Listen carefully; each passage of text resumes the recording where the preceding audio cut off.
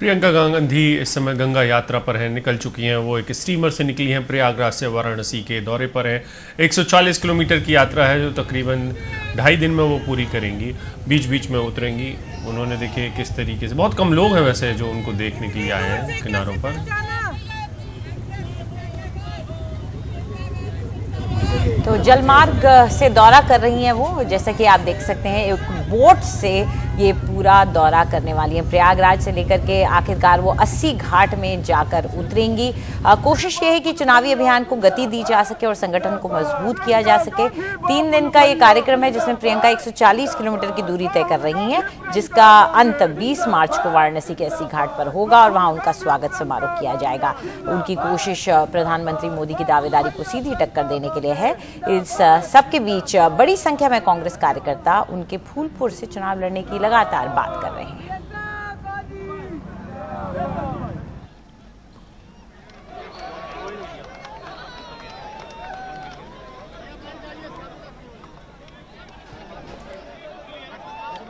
और आइए एक बार देखते हैं कि कमाल खान हमारे सहयोगी जब वो जायजा लेने पहुंचे प्रियंका के इस दौरे का, तो उन्होंने क्या देखा।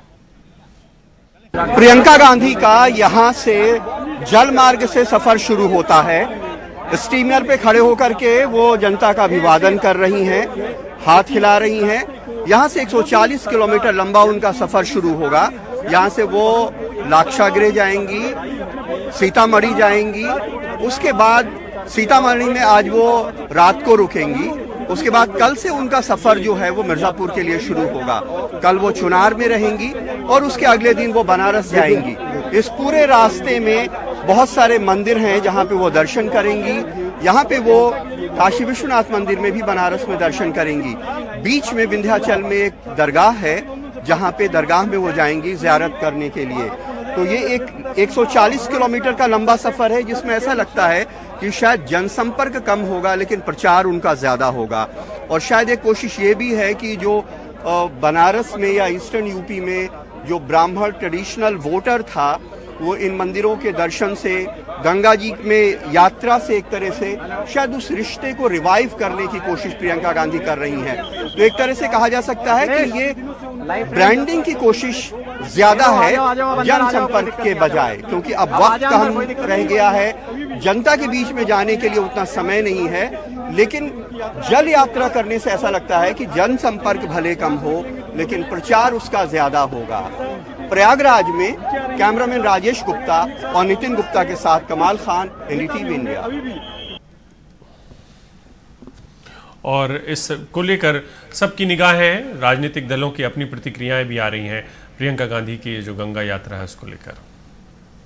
सभी जानते हैं कि गंगा पहले से ज्यादा मैली हो चुकी है और इतना ही नहीं, गंगा के यात्रा करने से न वोट मिलता है, न जो जनसेवा करता है वोट उसको मिलता है। और गठबंधन बहन मायावती जी, अखिलेश जी, आरएलडी का ये जनता में जुड़ा हुआ गठबंधन है जो किसानों की, जो बेरोजगार नौजवान, दलित, ओबीसी, पिछड़े गरीब लोगों की आवाज है, उसको पूरा वोट मिलेगा और गंगा यात्राओं से वोट नहीं मिलता। अगर राजनीतिक नैतिकता होती है तो कम से कम सामान्य शिष्टाचार यह होता है कि आप उतने समय तक तो कम से कम प्रतीक्षा कर सकते हैं जितने समय तक मतलब देश और गोवा प्रदेश शोक में डूबा हुआ है। लेकिन अगर इस बीच में इस प्रकार के प्रयास किए जा रहे हैं तो यह कांग्रेस की सोच हो सकती है। और प्रियंका गांधी की यात्रा पर हमारे सहयोगी आलोक पांडे ने प्रयागराज के स्थानीय लोगों से बात की है। सुनते हैं क्या कह रहे हैं वो। ये बताइएगा भैया, आप अखबार पढ़े हैं? सुबह प्रियंका गांधी आ रही हैं, देखे हैं? हाँ। आपके हिसाब से कोई असर हो रहा है उनका इस तरफ, या हाँ कुछ तो असर है ही है। किस तरह का असर होगा आपके हिसाब से? मतलब एक उनको चुनावी माहौल के लिए इसी का असर है। प्रचार, सब प्रचार उचार के लिए आज गंगा किनारे बहुत भीड़ भी होगी। अच्छा, भीड़ और वोट में तो लेकिन थोड़ा फर्क होता है भैया। हाँ, वो सब की तो इनके वजह से कुछ वोट इनको ज़्यादा मिल सकता है। ठीक है, I want to go to this gentleman who is reading a paper. आपका नाम क्या भैया? दुर्गेश कुमार गुप्ता। क्या करते हैं दुर्गेश जी? मैं जॉब करता हूँ। करते हैं। ये बताइएगा कि ये प्रियंका गांधी यहाँ आई हैं, स्टीमर पे जाएंगी, आप बता रहे थे, आपने पढ़ा, इसका कोई ज़मीनी स्तर पे असर पड़ता हो दिखता है आपको कांग्रेस के लिए? कांग्रेस में सबसे बड़ी बात है, प्रियंका गांधी में लोगों को इंदिरा गांधी का अक्स दिखाई देता है और प्रभावशाली वक्ता भी हैं, अपनी बात को गंभीरता से रखती भी हैं, इसीलिए उनका जो जनता में इमेज है, जो पॉजिटिव इमेज है, उसका बहुत बढ़िया असर पड़ेगा। आपके हिसाब से पड़ेगा, लेकिन ये जो पॉजिटिव इमेज है ये वोटों में बदल पाएगा? सामने सपा बसपा है, एक तरफ बीजेपी है, दोनों मजबूत है। कहना मुश्किल है वोटों में बदल पाएगा या नहीं बदल पाएगा, लेकिन स्थिति कुछ मजबूत करेंगी पिछले चुनाव की अपेक्षा से।